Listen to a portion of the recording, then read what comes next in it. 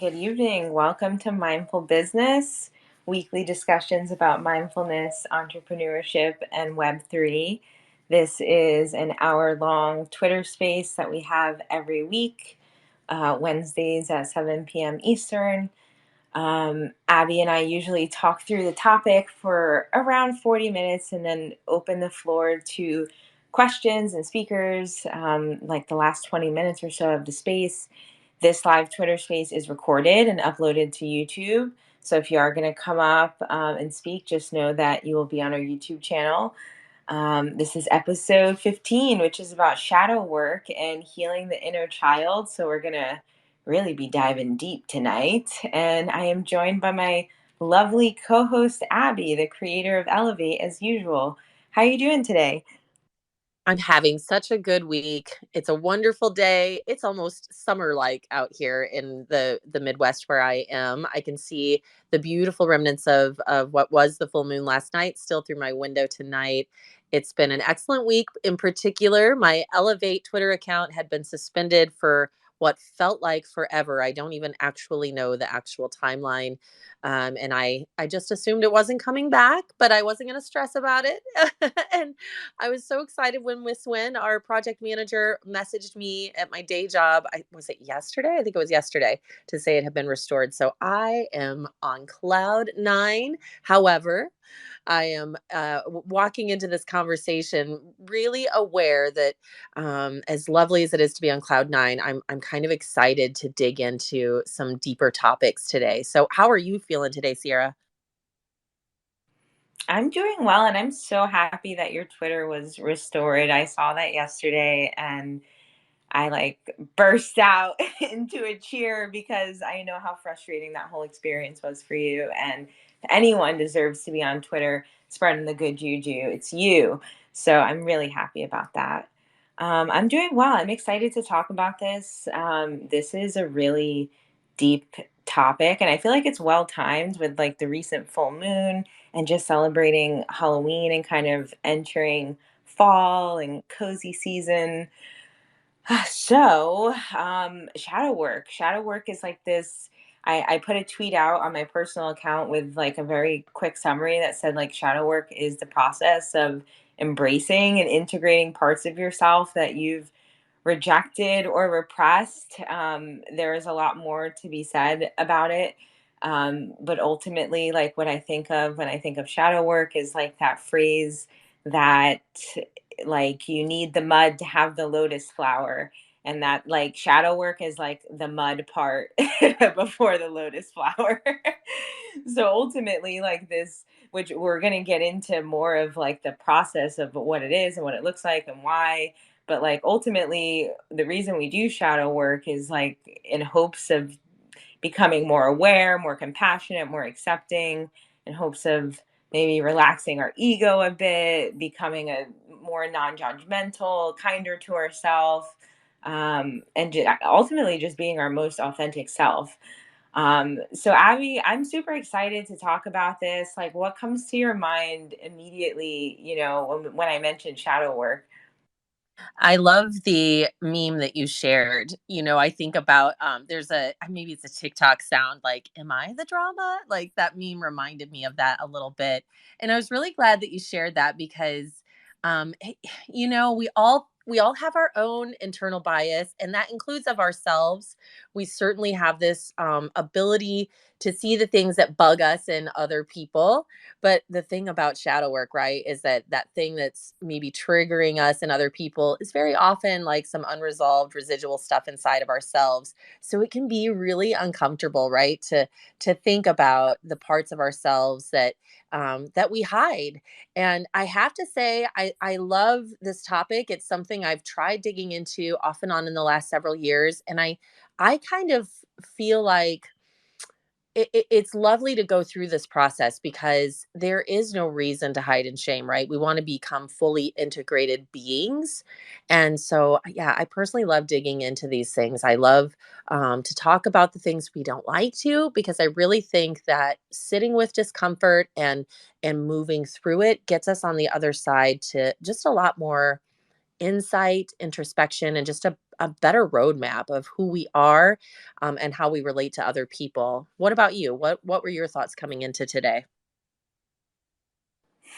Goodness, it was like triggering just like sitting down with this topic to prepare for this Twitter space.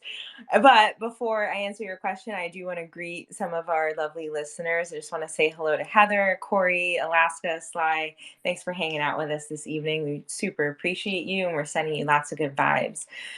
But goodness gracious, yes, preparing for this Twitter space. I guess the first thing that came to mind was like how everyone's shadow kind of appears differently.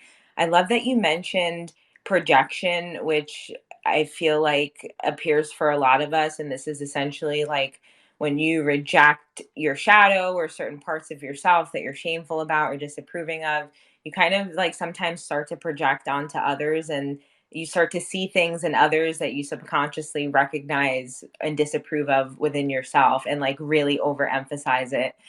But I've also noticed that like everyone is different, and like some people's shadow will appear as like jealousy or as selfishness, or some people's shadow will appear as like rage or like substance abuse or like greed or being super easily triggered. So to me it's just so interesting because like this shadow work journey that we go on, it's like everyone's journey is very individual, and like there's no one size fits all. Like, okay, well, if you're doing shadow work, start here. It's kind of like kind of depends on what you're working on. What do you think, Abby? As you say that, I'm also really, I feel real compelled to say, I think this changes according to the seasons of our lives as well. There may be some deeply seated things that might kind of be there all along in every season of your life that might you might have to keep coming back to.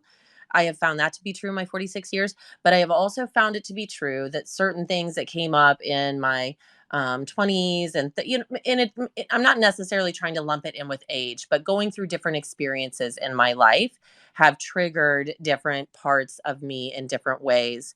I love that my work is centered in mindfulness and helping people go through these things themselves, because it's really helped me take a deep look and an honest look at myself of the things that it's not necessarily even like, oh, you should cut these things out, that's kind of why we have these shadows, right? They exist in the first place because we've been told that's bad, you should feel shame for that thing, or that characteristic or quality.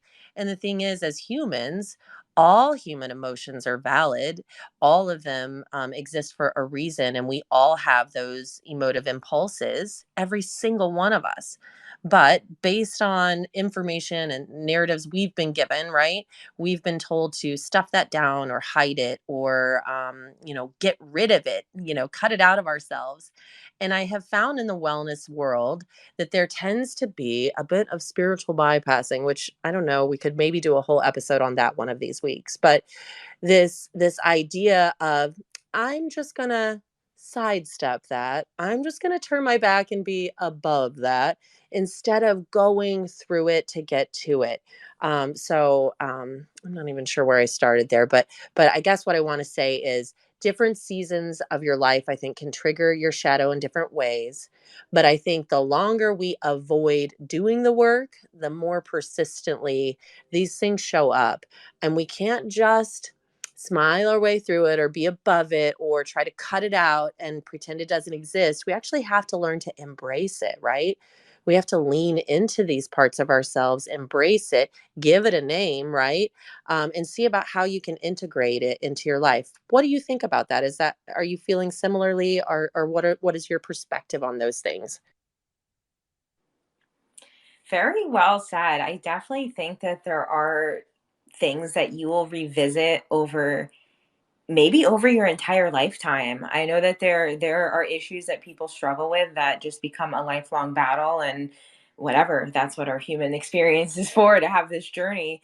And then there are things, as you said, that you kind of just transition through with different phases of your life. I think, coming into adulthood, having children, getting married, these big life changes, losing someone, suffering loss or grief. These are things that can kind of trigger different aspects of the shadow to kind of reveal itself. And I love that you mentioned spiritual bypassing. Yes, we need to have a Twitter space about this specifically, and toxic positivity all rolled into one, because yeah, shadow work is really about like, as opposed to repressing or ignoring, deliberately inviting things that we know are uncomfortable into our awareness and consciousness. And this welcoming of despair or regret or shame, and sitting with it is really, it really takes a lot of courage. So I just want to put that out there and say, like, this is not easy. Like, this is not comfortable. This is not fun. This is not like, crystal healing is fun. You get to sit with your pretty rocks and like meditate, and like you got to do some positive mantras. Shadow work is not fun. So make sure you hold on to your crystals real tight during your shadow work, because it can be tough. And some of us, it takes time to build up that courage to even start the process. What do you think, Abby? I think you couldn't have said it better. It is not for the faint of heart. It is something not to be entered into lightly. It's something you might have to come back to again and again and again because it is difficult. You're right. It's no day at the spa. Like many of our, we think about wellness and healing services and spiritual healing as this sometimes beautiful experience, and it is and can be. But I think of shadow work. Okay, think about what the caterpillar has to go through to become the butterfly, right? I think of a real spiritual awakening as this process of doing shadow work to get to the other side. You literally get annihilated in certain ways. I mean, what a disgusting gooey mess the caterpillar literally turns into before it can transform into something completely different. Shadow work can be transformative, but yeah, it's not pretty, it's not fun, it's hard as fuck. It makes you continuously face the stuff that you think, you know what? Maybe I'll just be my shadows. Maybe, I'll just keep ignoring that thing because it can be really hard. As my mom always said, be careful what you pray for or what you wish for because you will get it. And I think shadow work, when you are inviting the tough stuff, you gotta have a good self-care plan in place, a good wellness plan in place, that you can take care of yourself because, yeah, it's going to be challenging. If you ask for patience, oh my goodness, be careful praying for patience because there are going to be things that test that over and over and over. If you say to yourself out loud, I want to be the hero of my own story, I want to do this myself, life is going to say, okay, here you go, do it. Right. And then if you're standing on that mountain alone, like, oh shit, wait a minute. Right.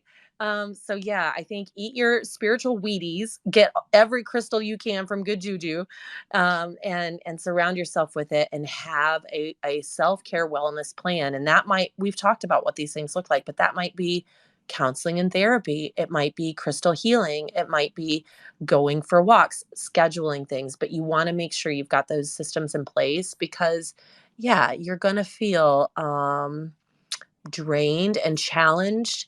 And it does take courage to keep showing up and moving through those things that cause discomfort. So yeah, I'm with you on that 100%. Buckle up. And I'm glad that you mentioned, like, you do, like, okay, shadow work is definitely a form of personal development. And I feel like when a lot of us think about personal development and like healing the inner child and like confronting trauma, like it feels like this thing that, like, okay, I guess I'm just on my own with like all these difficult feelings. And it's like, no, no, I just want to remind everyone here, like, you don't need to do it on your own. Like, you don't. Like, consider, like, obviously, if you have a support system outside of a licensed therapist, fantastic. That's amazing. That's more than some of us can say. But if not, please consider seeking out a licensed therapist, because honestly, ultimately, what the therapist is doing is a fancy scientific way of doing shadow work. And they're sitting with you and they're asking all these questions and they're trying to get to know you. And are your parents alcoholics? Were you ever abused? And essentially, what you're doing is you're doing shadow work with your therapist. So if you're someone who's struggling with severe trauma, please don't feel like you need to do it on your own. And you mentioned a quote, Abby, and it triggered something in my brain the quote about, in order to rise from its own ashes, a phoenix must first burn. And really what shadow work is to me is the burning, the burning before rising from the ashes. So I kind of want to talk about like, what does shadow work look like, and as Abby said, like, you definitely have to be disciplined about your self-care as you're engaging in this, but I feel like depending on who you are, it could look different for different people. For some people it could be as simple as like giving your inner child loving reassurance and understanding and acceptance by truly acknowledging, different feelings of abandonment or shame or neglect or unhealthy attachment.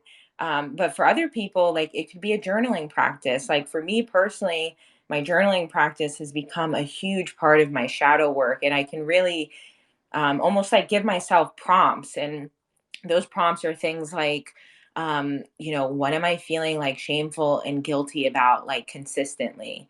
And like please, like, if you haven't asked yourself this question, like, if you're someone who's like constantly feeling uncomfortable or insecure about yourself and you haven't asked yourself this question yet, please sit down tonight and ask yourself this question, because no one knows the answer except for you. So ask yourself, what am I most shameful and guilty about? What is triggering that feeling within me? Like, what have I not forgiven myself for? Like, no one knows that answer except for you. And that's ultimately what the therapist is trying to pry out of you.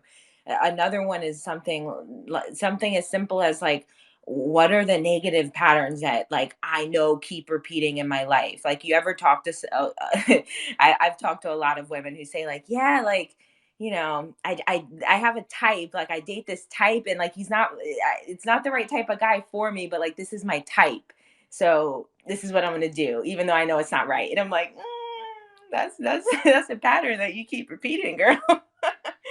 Or it could be something of like as simple as asking yourself, like, what is fear holding me back from? Like, what is something that I know that I want to do that I haven't done simply because I'm feeling afraid?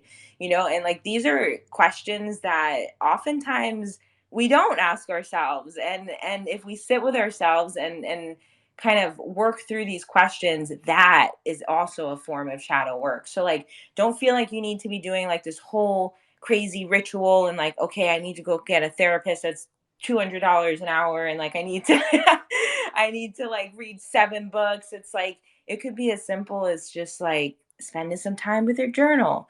So just putting that out there, like, shadow work is accessible and it does not need to be some crazy intricate whole thing. What do you think, Abby? I think you're right, and I probably came at that a little intensely as I was stating how fucking hard it can be, as hard as it can be to get through it and go through those emotions.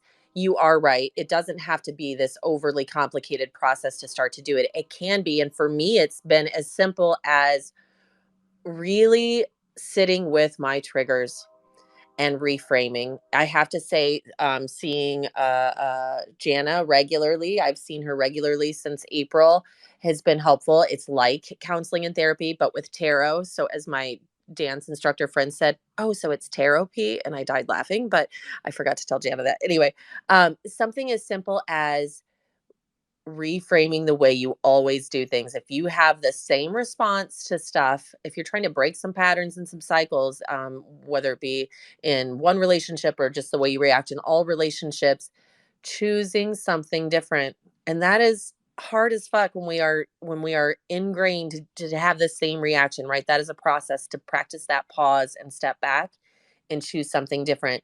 Something as simple as every time you feel triggered, pausing, stepping back and realizing, not pointing your finger at anybody, but realizing I feel triggered. How come? Why?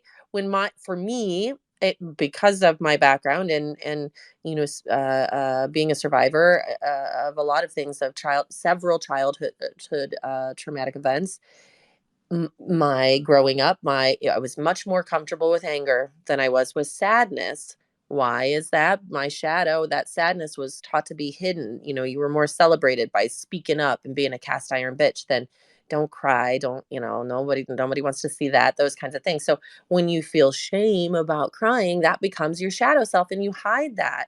So I got very good at using my loud voice.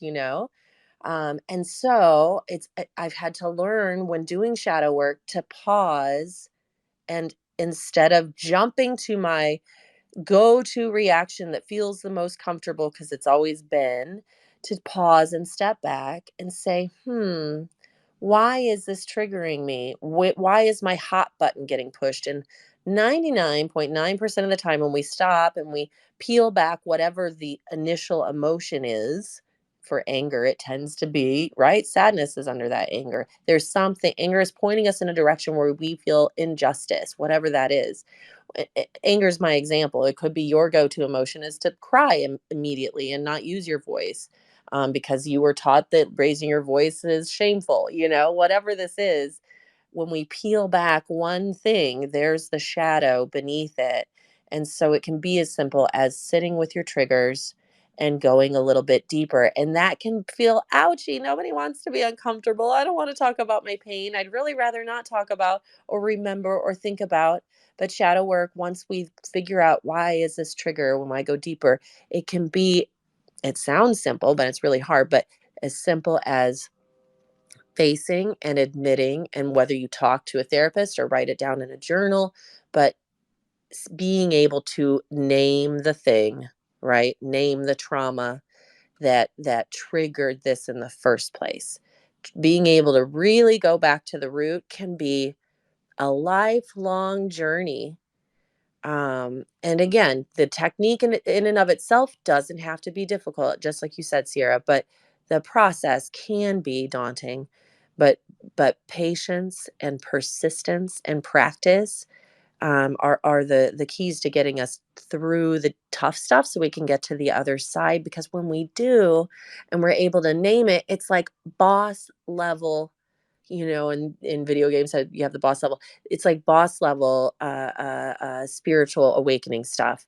When we can really pick that out of ourselves and look at it and name it, then the light has shone upon it and it's not a shadow anymore. And we can begin that process of, even as I say it, I can feel it in my heart center radiating open, because I've had the real, it's been fucking hard, but this past year of my life, I set out the intention to do some inner child healing work, and I'm doing it. I'm doing it, getting on the other side. I feel the benefit, but Jesus Christ, peas and rice, you wouldn't wish it on anybody. The process of walking through the mucky mire to get to the other side. Okay, I think I've gone in many tangents. I'd love to check in with you and see if there's anything you want to pluck out of all that random stream of consciousness to go from. Oh my goodness. Yes, you asked for it and you got it, girl. Sitting with triggers is tough, Abby. It's ultimately a form of mindfulness, right? I mean, it's a mindfulness practice. And for anyone who wasn't in our last Twitter space on life-changing books, please go check that out on YouTube, because we had some great books on mindfulness. If you want to sit with your triggers, it might be helpful to hone in on your mindfulness practice and maybe zone in on your breathing, or start to focus on how you cannot follow your thoughts down the rabbit hole and just observe them. So, yes, sitting with triggers is something that's tough. As soon as something uncomfortable comes up, for most of us, our knee jerk reaction is to just try and get comfortable again as quickly as possible. Um, I feel like shadow work can also look like reparenting for some people. And that's important to put out there. I think many of us could potentially be harboring some childhood trauma. Maybe we were neglected or abused, or had a narcissistic parent, or a parent who abused alcohol or drugs. Shadow work is also this process of showing your inner child the love it's been missing. Because guess what? You're grown now and you can do that. You can be the adult energy that your inner child never had. So I just want to put that out there and say that, like, sometimes our shadow work involves working through things that happened a very long time ago and not something that happened recently at all.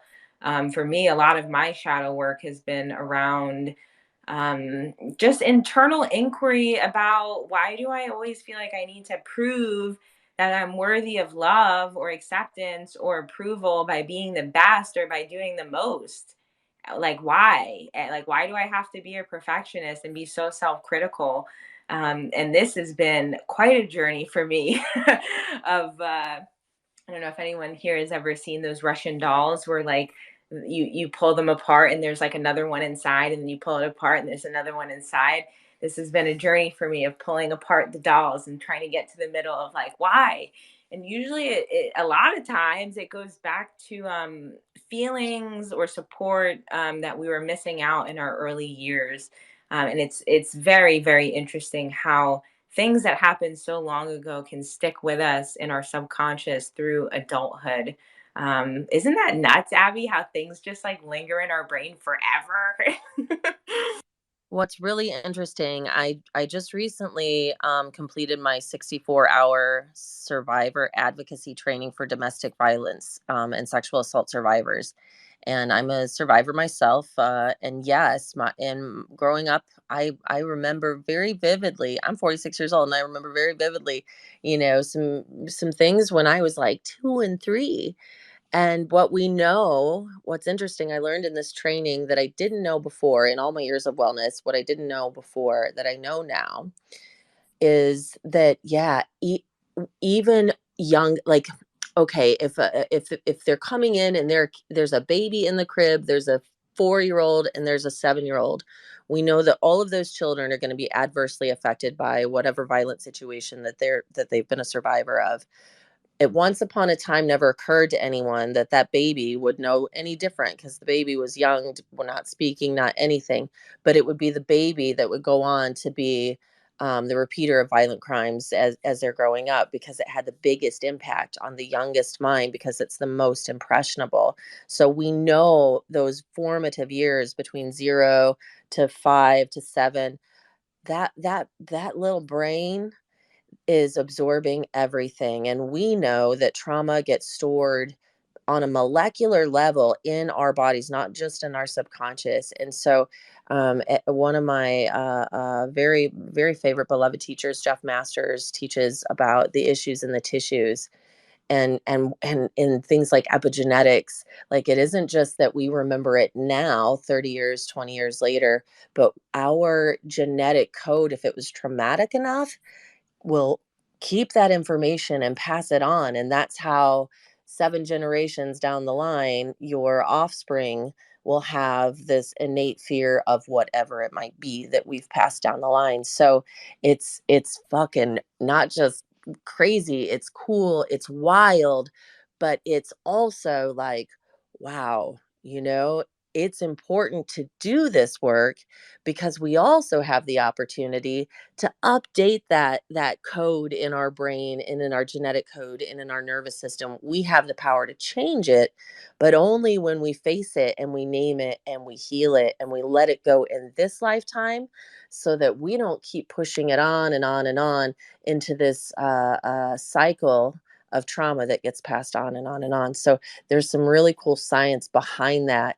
But what I love is it confirms what we in the spiritual community know, and what the yogis have always known, and all these ascended spiritual masters, right, of various traditions and lineages have always known, is yeah, that we pass this stuff down. Trauma, yeah, it's cyclical, right? And we have the power to change it. So that's why conversations like this and work like this is so important, so meaningful, and it really matters to do the work if you're up for it, right? Yeah. If you're up for it, the choice is yours. No one's going to force you. And you know what? That's another interesting thing about shadow work too, is like there are so many societal standards of what you should be doing to be like a healthy, productive person in society. And like, you should eat this and you should exercise like this and whatever, and not spend this much time on the computer or whatever. And it's like, this personal development and this like self inquiry and self knowledge is never emphasized, but it's so important. So I am so glad we're having this conversation because it's highly necessary. Leading up to this space, someone reached out to ask a question for us to answer because they knew they weren't going to make it, but they wanted to listen to the recording. And their question was, how do we balance shadow work and everyday life? It can get really heavy. And I totally understand that question. And I want to kind of preface this by saying, don't feel like you need to go on a shadow work marathon and heal a lifetime of trauma in a weekend. That like, unless you're about to go on like Ilana Fix My Life episode or something, like it's not happening. So please be reasonable with yourself. And I really think that like the way to find balance, as Abby kind of mentioned, is by being patient with yourself and like taking it slow so that you have time to really reflect on your progress. Because sometimes, like for me, I really have to zoom out because I'll be stuck. It'll feel like I'm stuck in a spot for like 3 months. And then I have to zoom out and I'm like, okay, well, no, you were just like slowly working through that. And like you did make progress. So, like, it's definitely something that can feel really heavy and it can be better to take in small doses based on your personal, emotional, and energetic bandwidth. What do you think, Abby? How do you balance shadow work in everyday life? You took the words out of my mouth with bandwidth, just like we check in with our friends. Hey, do you have the bandwidth to receive this information and conversation today? We kind of have to do that with ourselves and check in with ourselves. How do I feel today? I make a list for I have a list for my kids, but it's for me too, to check in. How do I really feel today? Right. And how am I expressing that when I need to? So I think you can do it in various degrees, but yeah, there's like patience and persistence, right? And the turtle wins the race. It's meant to be a practice. How do you eat an elephant? One bite at a time. And there are going to be days you just are going to be sick of eating elephant, right? And so you have to, again, with that wellness plan, be proactive. You know don't get so immersed in it, that you get swallowed by the darkness, right? It's to be balanced. Make sure you are receiving and tapping into that light of life, and remembering that part of this, and the idea of this, is not to just sit in the shadow, but to let it go, to move through it, to peel back the layer, to be able to try to move through it and resolve it so that you can to feel lighter. So yeah, just be gentle with yourself. And as far as that sitting with the triggers, how do I, when you start to feel it away, if you have all these other practices in place, right? It's much easier to take a deep breath and step outside, and again, throw everything but the kitchen sink at it. That might look different to you. That might mean salsa dancing every Friday night. That might mean taking bong rips in the morning and drinking coffee and chatting with your girlfriends. That might probably be a bunch of different things and not just one thing. And giving yourself grace, and knowing we're not looking for perfection here. We're looking for fullness. We're not promised tomorrow, right? And so how can I tap into the joy by doing this work?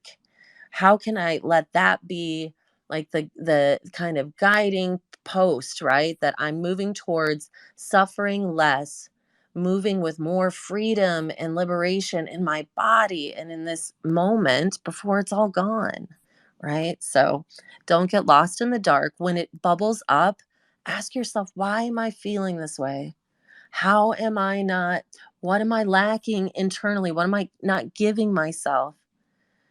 And that usually that means, all right, I got to be easier on myself. I not, and that doesn't mean I should be eating less carbs. I should be on my yoga mat for 72 minutes. No, it means, how can I live fully in this moment, and with as much joy as possible. And I can only do that not by ignoring the pain that I have, Because if I do that, then it's real fucking heavy, and then it all becomes fake and strained and exhausting.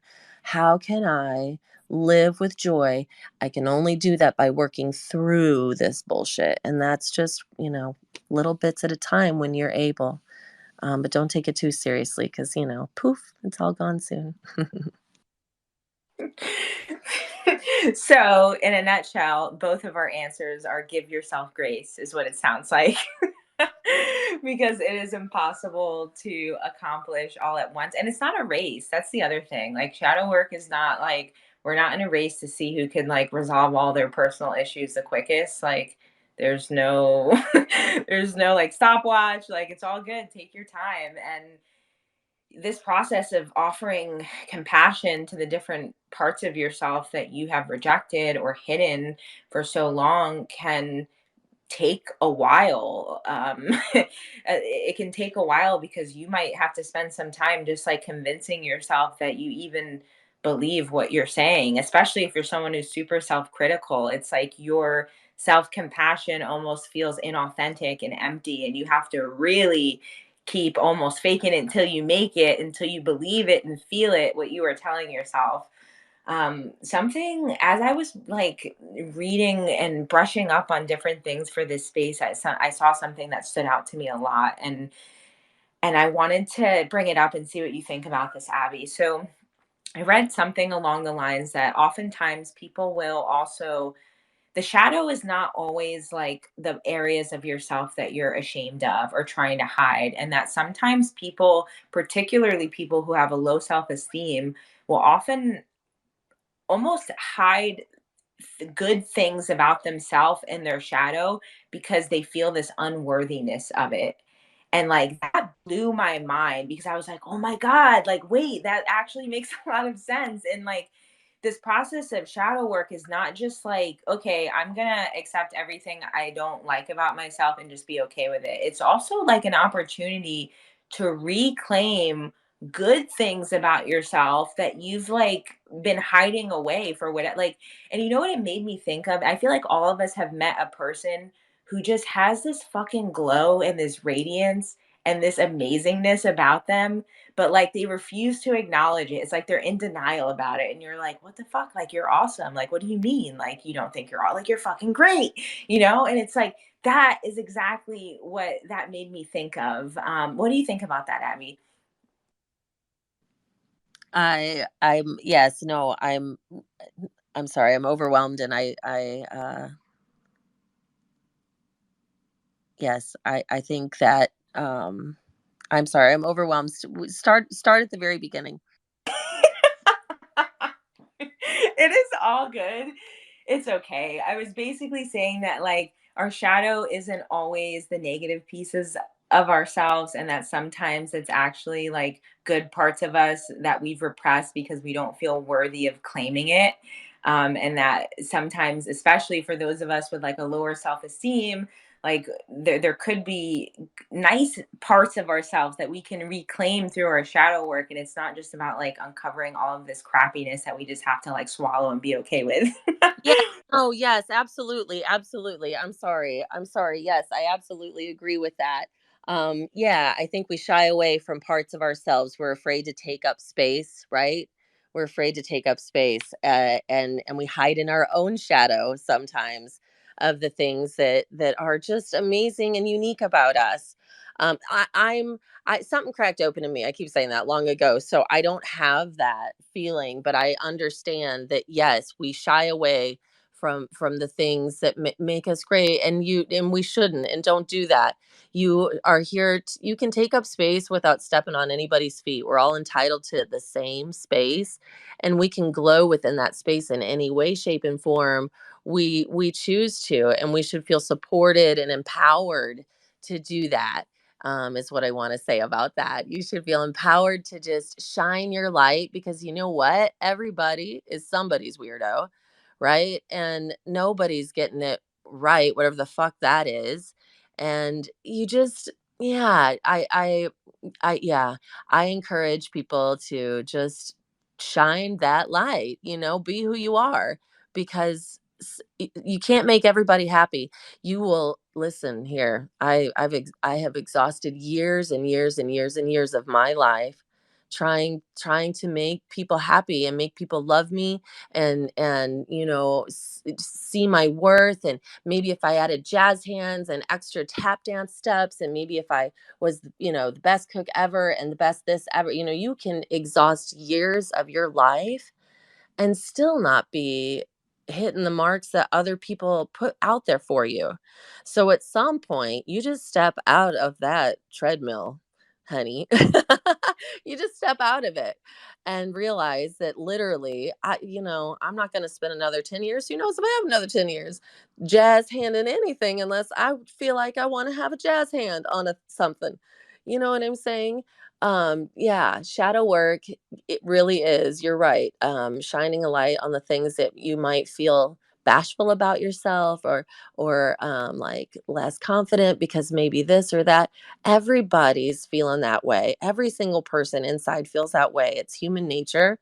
And we all have strengths, and we all have things that I'm not going to call weaknesses. We all have areas that for growth, and ways we can learn so much more from each other when we just let our weird light shine, when we're just our ourselves, and relaxed. So that's what I have to say about that. Sorry, it tripped me up for a second there. You're too funny. Let your freak flag fly is what I'm hearing.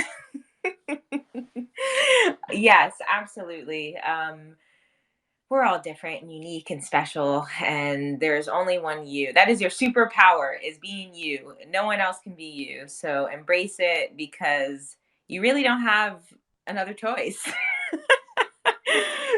This is who you're showing up as in this lifetime, like it or not, baby. So it's better to just like it. My goodness. Yeah, shadow work.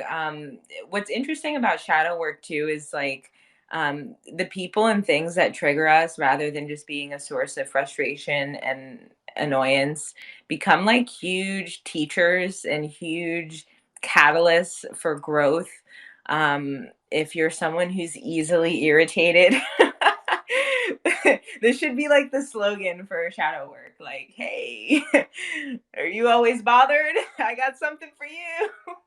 It's like, yeah, man, if you're always bothered or irritated or annoyed or something's getting on your nerves, it's like, yeah, it's time to do some shadow work, because you need to reclaim your peace of mind and your sanity. And you need to take your power back and not let everything disturb you. And that is the process of shadow work.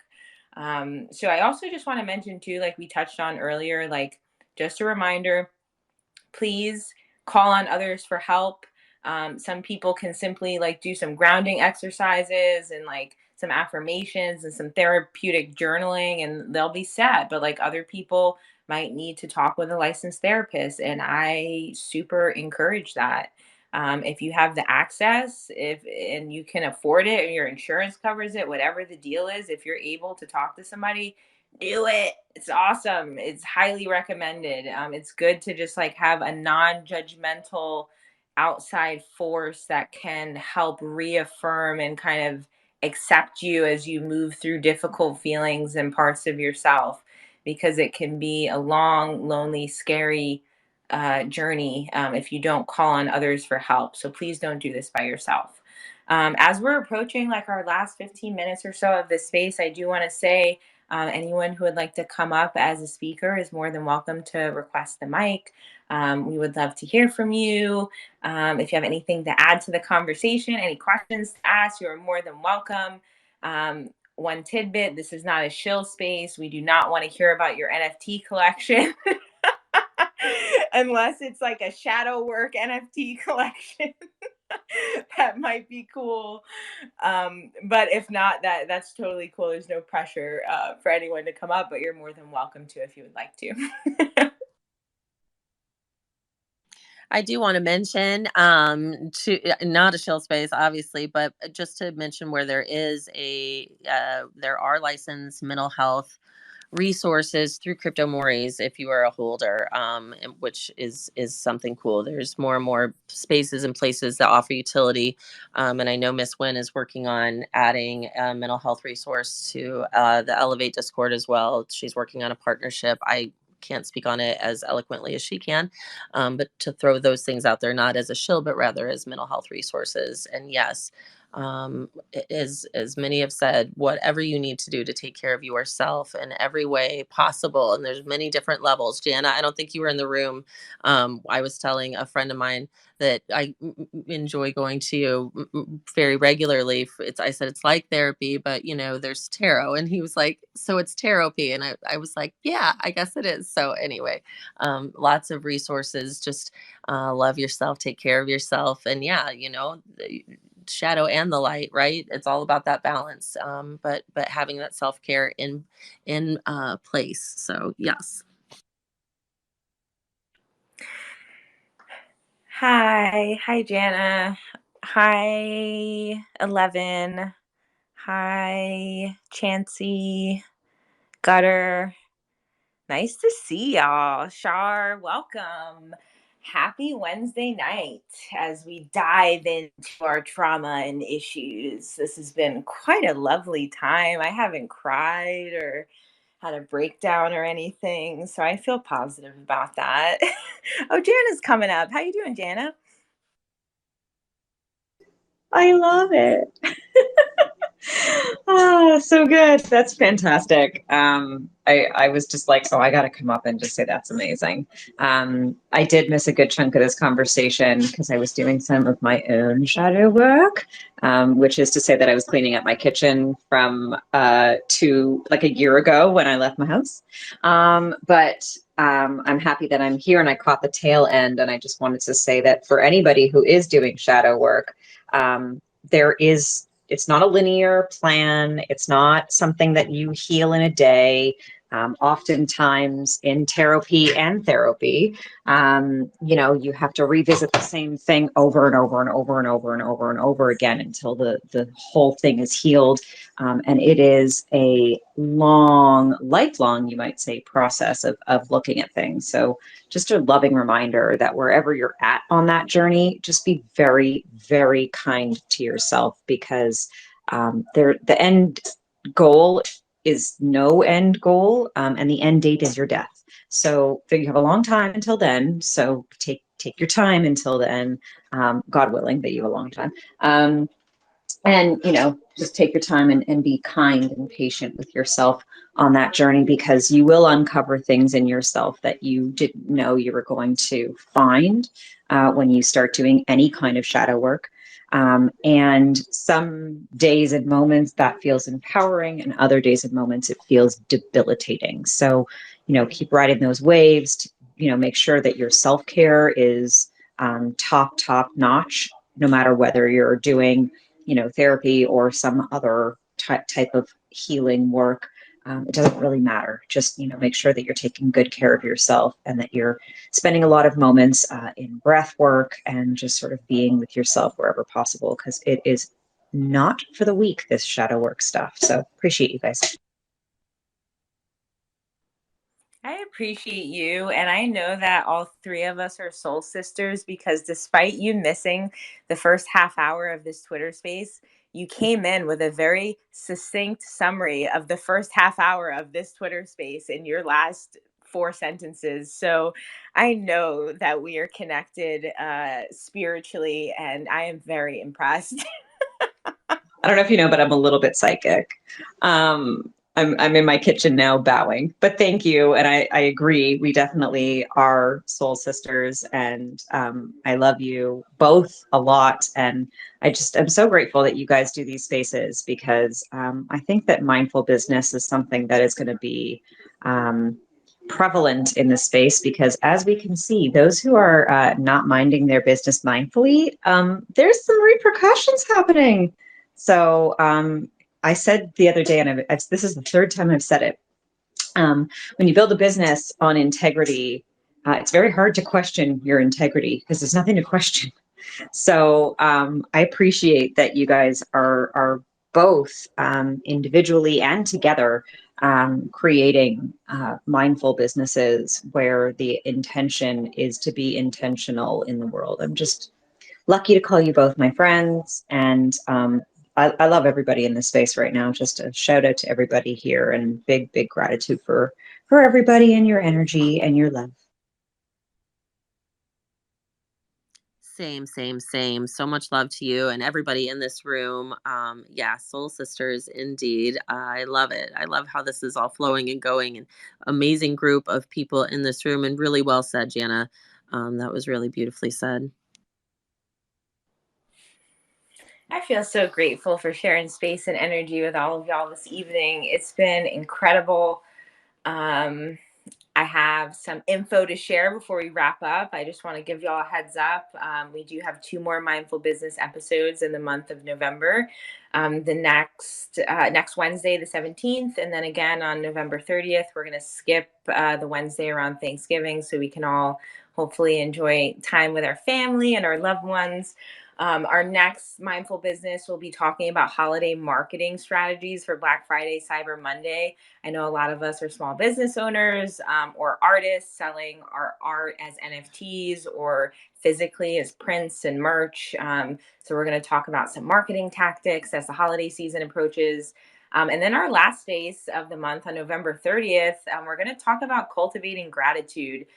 Following Thanksgiving, I think we're all going to have some full bellies and be feeling super grateful. So we're going to talk specifically about being appreciative and thankful and the impact that that can have on your life. And I'm excited to announce that starting in December, we're going to start interviewing founders and artists on mindful business. And every month, we'll have an artist or a founder come on and ask them questions, have them share their experience and journey. So I am super, super excited about that. And finally, as I wrap up, we are about a week and a half from celebrating our 1 year birthday from minting our NFT collection. And we have some really cool things coming up related to that. I don't want to give too many spoilers, but I'll just say keep an eye on our timeline. And if you're a holder, maybe you'll see a fun birthday present around a week and a half from now. So I'm excited about that. Thank you all for hanging out with us for Mindful Business. We meet every week to talk about mindfulness, entrepreneurship, and Web3. We record these and upload them to YouTube if you join late and you would like to listen back. Link in bio. Hope everyone has a lovely evening, and we will see you next time. Bye, y'all.